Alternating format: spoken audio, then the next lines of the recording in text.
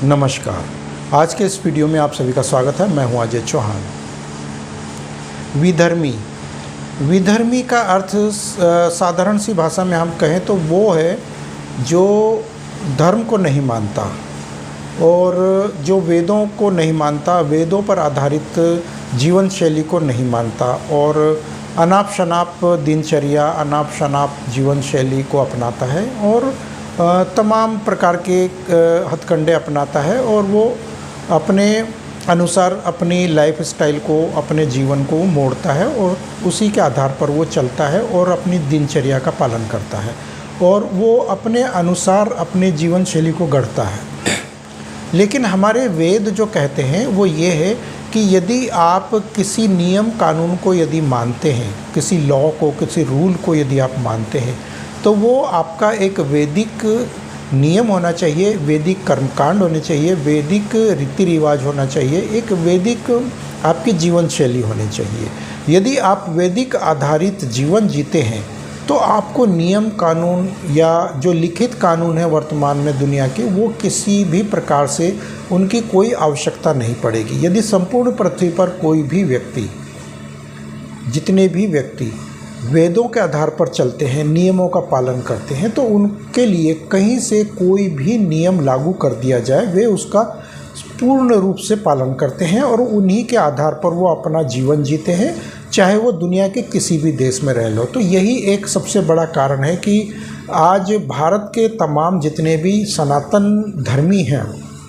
मुख्य रूप से जितने भी हिंदू हैं, दुनिया के किसी भी देश में जब वो जाते हैं तो वहाँ पर अपने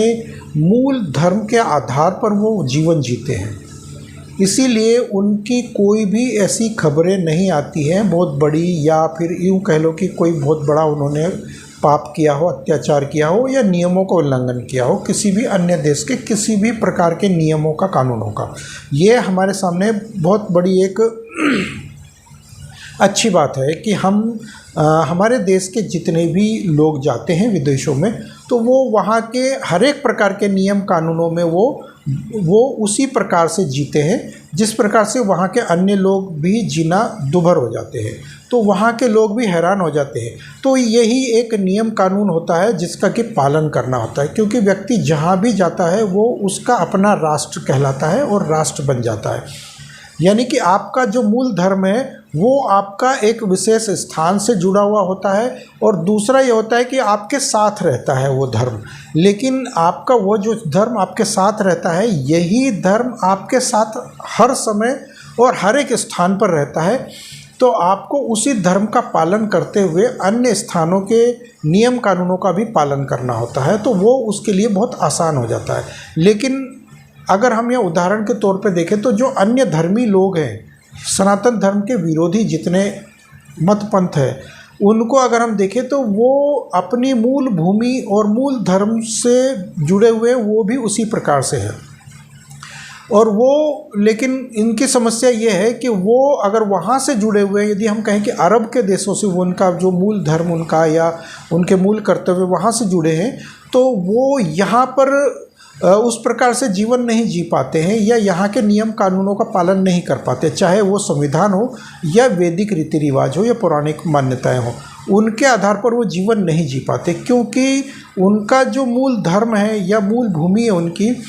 वो दोनों ही उनके लिए वो मायने नहीं रखती है, जो या फिर उनके लिए वो स्थान नहीं देती है, उनको वो महत्व नहीं देती है, क्योंकि उनका अपना धर्म भी उस प्रकार का नहीं है जिनके अपने कोई नियम कानून बने हो। और इसके अलावा उनका ऐसा कोई भी भूमि या किताब उनकी है, एक या दो या जितनी भी उनके ग्रंथ कोई रहे हो, वो किसी भी प्रकार से उनको ऐसी शिक्षा नहीं देता, नैतिक शिक्षा, जिसके आधार पर वो कहीं अन्य देशों में, अन्य देशों की सीमाओं में रह करके वो उनका पालन कर सके, जो किसी भी देश के आधार पर चलते हो। तो ये सनातन धर्मी और अन्य धर्मी लोगों के बीच का एक बहुत बड़ा फ़र्क माना जा सकता है। इसके अलावा हम कहें कि हमारे जो वेद है, पुराण है या अन्य जो हमारे धर्म ग्रंथ है, उनमें जितने भी कर्मकांड या जितने भी सांस्कृतिक या धार्मिक या पूजा पद्धति, जितनी भी वैदिक रीति रिवाज जो भी दिए गए हैं, वो पूर्ण रूप से इस प्रकार से दिए गए हैं कि आप किसी भी मूल भूमि पर जाकर के रह सकते हैं, किसी भी विधर्मी के बीच जाकर के रह सकते हैं और उसी के आचार विचार में आप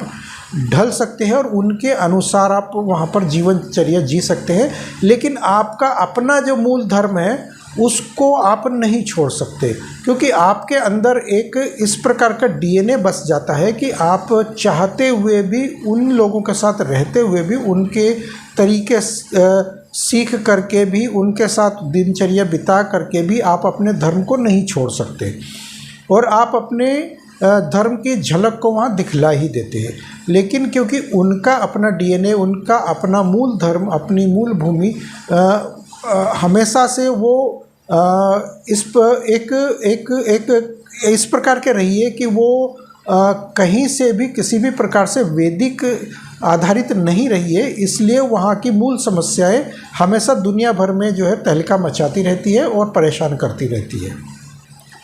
तो हमारे जो वेद कहते हैं वो ये है कि यदि उन वेदों का जो त्याग करता है हम, तो इसका अर्थ ये है कि आप कितने भी वस्त्र पहन ले, कितने भी वस्त्र लपेट ले, कितनी भी दीवारों के पीछे आप छुप जाए, आप नग्न ही कहलाएंगे। यानी कि आपकी पहचान कुछ इस तरह की रहेगी कि आपके जो विचार जो झलक मारेंगे वो आपकी जो तस्वीर को उजागर कर देंगे, यानी कि आपकी अवस्था को वो नग्न साबित कर देंगे। क्योंकि जो व्यक्ति वेदों से विमुख हो जाता है वो एक प्रकार से नग्न अवस्था में पहुंच जाता है, और जो वेदों से विमुख हुआ वो हमेशा नग्न ही कहलाया और उन्हीं को नग्न कहा जाता है। और जो वेदों से विमुख नहीं होता है वो वेदी, और यानी कि वो मूल रूप से सनातन धर्मी होता है। और सनातन धर्मी की पहचान यही होती है कि उसके अंदर मानवता, सद्भावना, भाईचारा, ये सब चीज़ें देखी जाती है और वो किसी भी नियम कानून का पालन करने में कोई भी परहेज महसूस नहीं करता, चाहे वो कितना भी बड़े से बड़ा नियम कानून हो। तो ये थे आज के मेरे विचार। यदि आप लोगों को मेरे ये विचार अच्छे लगे हो तो कृपया कमेंट बॉक्स में मुझे जरूर बताएं और जाने से पहले इस वीडियो को लाइक अवश्य करते जाएं। मिलते हैं अगले वीडियो में, तब तक के लिए जय श्री राम।